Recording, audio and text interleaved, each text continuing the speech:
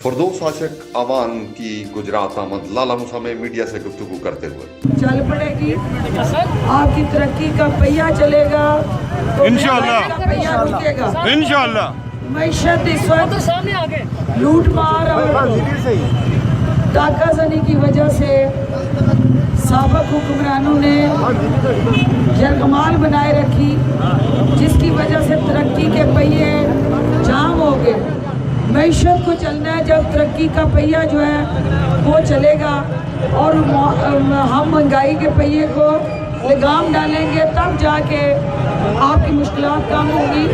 आपको यकीन दिलाते हैं कि इमरान खान साहब की ज़ेरे क़यादत पाकिस्तान तहरीक इंसाफ जल्द अवाम को इन मुश्किलात से निजात दिलाने के लिए नई मुआशी टीम के ज़ेरे निगरानी बेहतर पॉलिसियाँ ला के इंशाअल्लाह देगी और अवाम ही हमारी ताकत है। अच्छा मैडम, आप ये बताएं, तंजीम साजी तो पीटीआई की कब तक मुकम्मल होगी? अभी तक आपकी कोई तंजीम साजी मुकम्मल नहीं है।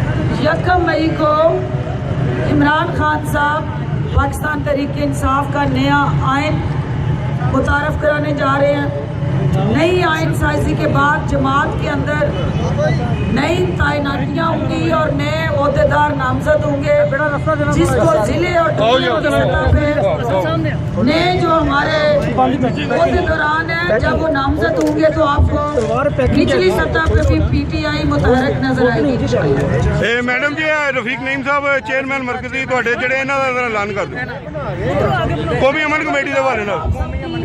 इतनी गर्मी में मेरे बच्चे, नौजवान बेटे, मेरे भाई यहाँ मौजूद हैं और मैं इंशाल्लाह अनकरीब वजीराबाद आ रही हूँ।